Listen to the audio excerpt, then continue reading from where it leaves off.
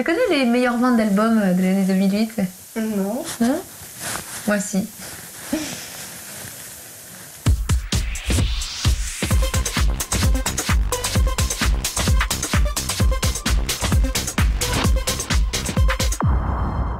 Bonjour à tous et bienvenue dans Musique Chronique. Le top de la musique cette semaine, c'est Britney qui fait son cirque, les moments forts des interviews de l'émission et les meilleures ventes d'albums en France cette année.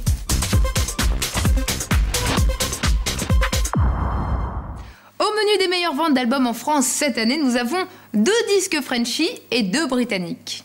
On commence avec l'homme d'Astafor. Il nous berce avec ses mélodies depuis 34 ans. Il a récemment renoncé à sa moustache. C'est Célimène.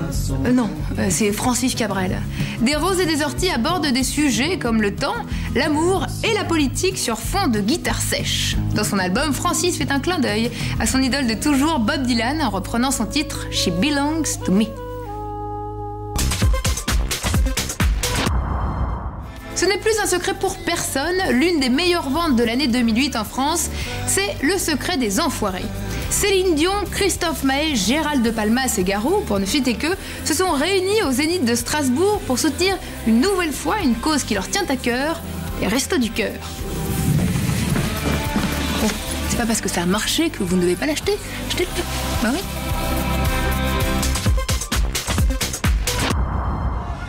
Et maintenant, direction l'Angleterre pour vous parler de Coldplay. Leur album Viva la Vida or Death and All His Friends est l'un des albums les plus vendus en France cette année. Et oui, ils confirment leur succès avec des titres ultra mélodieux tels que Violet Hill ou Viva la Vida, 2 énormes tubes. Par ailleurs, le single inédit Luna en duo avec Kylie Minogue vient de sortir au profit des malades du sida en Afrique. Coldplay, well done. Elle est toute nouvelle, toute blonde et a cette délicieuse voix 60s, c'est 2 filles. Celle que l'on a tout de suite comparée à Amy Winehouse, mais en plus soft, c'est pas difficile, a envahi les ondes grâce à l'album Rock Fairy. Alors, quel est son secret?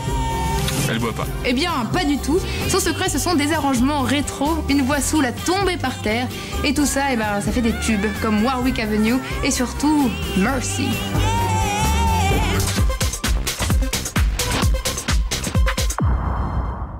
Impossible de vous raconter les moments que j'ai préférés au fil des interviews cette année. Le mieux, c'est que vous regardiez, tout simplement. J'y vais? Ouais. Je suis un peu toujours traqueuse du clap. I have to do the clap. I'm very bad at clap. That's my favorite thing to do. Sing. Ouais, je suis très nulle en clap. Je suis nulle en clap. Je suis nulle au clap. Mais c'est effrayant. Non, mais je suis connue pour être nulle au clap. Regardez. Tu es mon premier artiste que j'interviewe. Ah, bah je suis ravi. Bah oui, mais moi je suis un petit peu angoissée. Moi, je n'ose pas te regarder quand... Quand quoi? Quand tu commences à toucher ton décolleté et tout, ça me déstabilise, ça me perturbe, donc je regardais peut-être là-haut. Là. Ça va? Super, merci beaucoup. On joue à la dinette. C'est ça, genre. D'ici? Père et fils. Vous me semblez très sympathique et plein de vie, et pourtant... Mais c'est pour la télé, hein, parce que je suis un gros fumier. Vous êtes pas sympa en vrai? Non, je suis énorme. À votre avis, qu'est-ce que les gens voient en vous? Pourquoi vous aiment-ils? Parce qu'on est beau. C'est tout? Ouais, c'est la plus grande raison. Et pourquoi est-ce qu'ils vous détestent? Parce qu'on est beau. À genoux, j'ai te supplié. À genoux, j'ai te supplié. À genoux, j'ai te supplié. S'il te plaît, ne me laisse pas. Have you ever fed a lover with just your hands? Close your eyes and trust it. Just trust it. Pour certains, pour ne citer que lui, Bernard Lavilliers, la musique est un cri qui vient de l'intérieur. Pour toi, en un mot, c'est quoi la musique? Un langage? C'est la médecine, c'est un médicament pour mon âme. La musique, c'est Dieu, c'est ma religion. Ouais, c'est un cri du cœur, quoi. Une expression, une communication. C'est aussi quelque chose de permanent, quoi, une musique. Un médicament, l'expression universelle. Ah, c'est ce que je voulais dire. C'est un bonbon pour les oreilles. C'est fini? Non. C'est pas fini. C'est fini. Un pas fini. No, it's not finished. Just a little more. You're fed up? It's okay.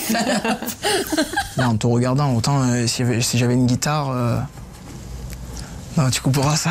Non. Si t'avais une guitare, quoi? Si t'avais une guitare, quoi? Mais ça se trouve, j'aurais pu faire un morceau en 10 minutes. Mais alors, apportez-nous une guitare. You know that I know Dublin. Vous savez, je connais Dublin. My first, oui, mon premier baiser, c'était à Dublin. Sans déconner, c'est vrai?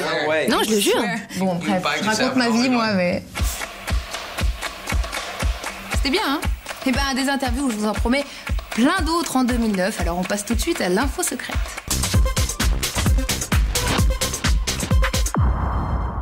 Suite au carton de son album Circus, Britney Spears prépare une gigantesque tournée mondiale dont les détails sont tenus ultra super top secret pour tout le monde, sauf pour Musique Chronique. Nous venons d'apprendre par une source proche de la star que le show retracerait la vie turbulente de Britney ces dernières années.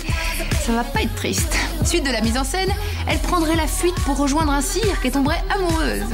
Aucune date n'est annoncée en France pour le moment, mais il se murmure qu'elle passera chez nous en juin prochain.